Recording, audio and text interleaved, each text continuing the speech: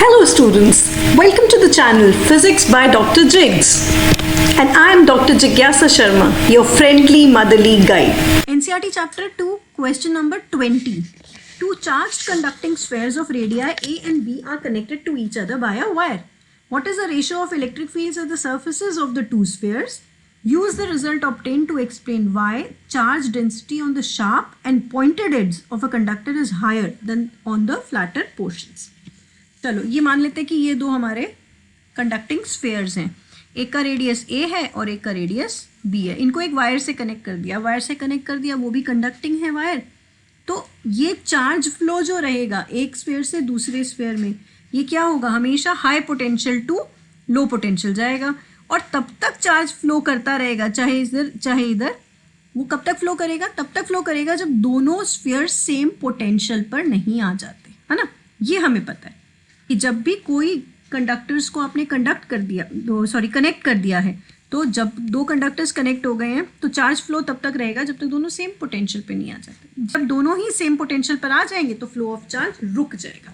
जब flow of charge रुक जाएगा तब इसके ऊपर एक इलेक्ट्रिक फील्ड है और इस पर एक इलेक्ट्रिक फील्ड है, ऑन द सर्फेस मांग रहे हैं, बिल्कुल सर्फेसिस पर. उनका रेशो हमें निकालना है, ठीक है. अगर हम पहले वाले को ए स्फेयर माने तो इस पर इलेक्ट्रिक फील्ड कितना है ऑन द सर्फेस, ये हमें पता है. This is equal to Q A, जो भी चार्ज है इसके ऊपर, क्यू और सफिक्स हमने लिया ए, तो Q A upon 4πε0 A square, अगर इसका रेडियस ए है तो, है ना. और बी के ऊपर कितना होगा, similarly Q B upon 4πε0 B square. अब इन दोनों का रेशो लेना है हमें, तो ई ए बाई ई बी कितना आ जाएगा, ये वाले फैक्टर्स तो कैंसिल हो ही जाएंगे. ये आएगा Q A by Q B into B square by A square. अब B square by A square तो ज्योमेट्री से आता है बेटा, है ना. कौन बड़ा है, बी बड़ा है ए बड़ा है, हमने यहाँ पे बाय चांस ए बड़ा ले लिया, हो सकता है बी भी बड़ा हो. तो ये तो ज्योमेट्रिकली जितना भी उनका है रेडियस है उसके हिसाब से रेशो आएगा. अब दूसरा रेशो है Q A by Q B. अब Q A by Q B को हम कैसे देखें, इसको भी हम ज्योमेट्री से देखना चाहें अगर, तो किस तरह से आएगा. हमें पता है कि अगर यहाँ पर चार्ज है इस स्फीयर पर, इसके सरफेस पर, है ना, अगर सरफेस पर कुछ चार्ज है और हमें ये भी पता है कि इस स्फीयर का एक पोटेंशियल होगा, तो अगर चार्ज है और पोटेंशियल है तो हम इस मेटालिक स्फीयर का कैपेसिटेंस भी निकाल सकते हैं. और कैपेसिटेंस जो होती है वो क्यू बाई वी होती है, तो चार्ज कितना हो जाएगा, Q is equal to C into V. तो अगर चार्ज ऑन ए देखना है तो जितनी इस स्फीयर की कैपेसिटेंस है मल्टीप्लाइड बाय इसका potential. Similarly charge on B देखना है तो इस बी वाले स्फीयर की कैपेसिटेंस मल्टीप्लाइड बाय इसका पोटेंशियल. और क्योंकि दोनों को एक वायर से कनेक्ट कर रखा है तो हमें पता है कि ये दोनों सेम पोटेंशियल पर आ गए हैं. सेम पोटेंशियल पर आएंगे तब जाके चार्ज का फ्लो रुकेगा, और तब है वो चार्जेस जो क्यू ए और क्यू बी इसके ऊपर हैं वो उस सिचुएशन में है. तो जब हम वी से तो वी कैंसिल हो जाएगा, तो हम देखते हैं कि Q A by Q B जो आता है वो सी ए बाय सी बी ही आता है. That means capacitance of A divided by capacitance of B. Capacitance of an isolated charge sphere, मतलब किसी और की फील्ड में नहीं रखा है अगर आसपास, तो अगर किसी और फील्ड में नहीं है, आइसोलेटेड चार्ज स्फीयर है, तो उसकी कैपेसिटेंस होती है 4πε0 r. ये भी बहुत आसानी से आ जाएगी ना. कैपेसिटेंस कितनी होती है, क्यू बाय वी, और पोटेंशियल हमें पता है कितना होता है, 1/4π क्यू अपॉन 4πε0 r. तो जब आप उसको q को डिवाइड करोगे v से, तो q से q कैंसिल होकर के बचेगा क्या, 4πε0 r. तो ऐसे सिंपली आ जाते हैं. तो capacitance of an isolated charge sphere अगर 4πε0 मल्टीप्लाइड बाय इट्स रेडियस होती है, तो सी ए बाय सी बी जब करोगे तो 4πε0 तो दोनों में कॉमन आएगा जो कैंसिल आउट हो जाएगा. बचेगा क्या, इन दोनों के रेडियस का रेशो. तो हमने देखा कि Q A by Q B जो कि था सी ए बाय सी बी, अब कितना निकल करके आ गया, A by B. So the ratio of the charges present on spheres A and B, ये जो रेशो आएगा ये ज्योमेट्रिकली इनके रेडियस का ही रेशो आएगा, ठीक है. तो Q A by Q B को हम लिख सकते हैं ए बाय बी. अब हमें निकालना क्या था, हमें निकालना था ई ए बाय ई बी. तो ई ए बाय ई बी में दो टर्म्स थी, एक थी Q A by Q B जो हमने निकाली अभी ए बाय बी, और साथ ही में दूसरी टर्म कितनी थी, B square by A square, यहाँ से जो आ रही थी.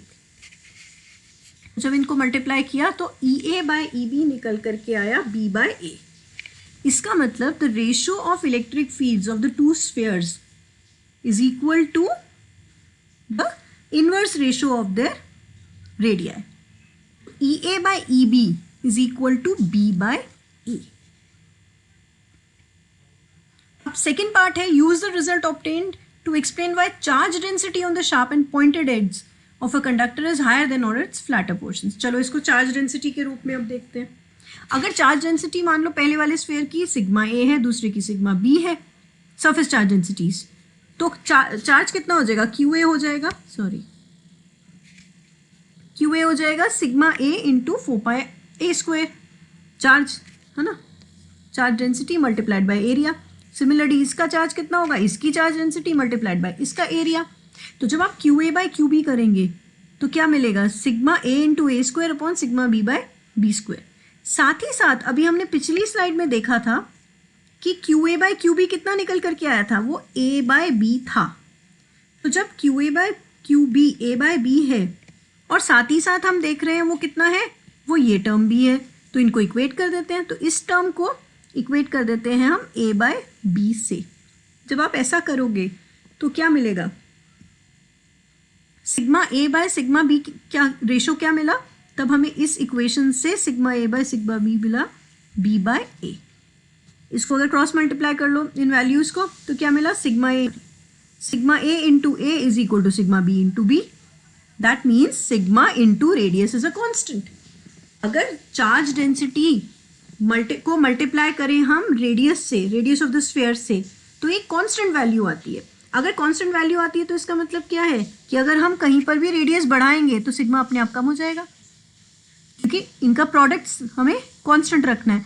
अगर रेडियस कम करेंगे तो सिग्मा बढ़ जाएगा, और यही हमारा क्वेश्चन था. तो अगर मल्टीपल स्फीयर्स कनेक्टेड हैं कहीं पर तो sigma is inversely proportional to are.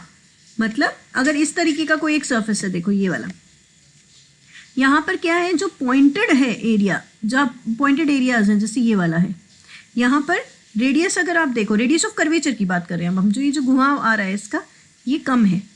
जब रेडियस ऑफ कर्वेचर कम है तो सिग्मा क्या हो गया, ज़्यादा हो गया. तो आपको यहाँ पर चार्ज की कॉन्सेंट्रेशन दिखाई देगी, चार्ज बहुत ज़्यादा होगा यहाँ पर.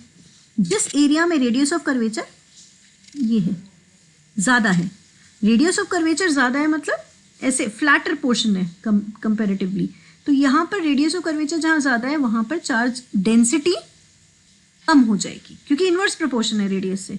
तो जहाँ रेडियस ऑफ कर्वेचर ज़्यादा है वहाँ चार्ज डेंसिटी कम है, कम चार्ज डिस्ट्रीब्यूशन होगा. ज़्यादातर चार्ज कहाँ चला जाएगा, हाई सरफेस डेंसिटी कहाँ रहेगी, जहाँ पर रेडियस ऑफ कर्वेचर कम है. तो पॉइंटेड एरियाज में चार्ज डेंसिटी ज़्यादा होगी और जो फ्लैटर पोर्शंस हैं उसमें चार्ज डेंसिटी कम होगी.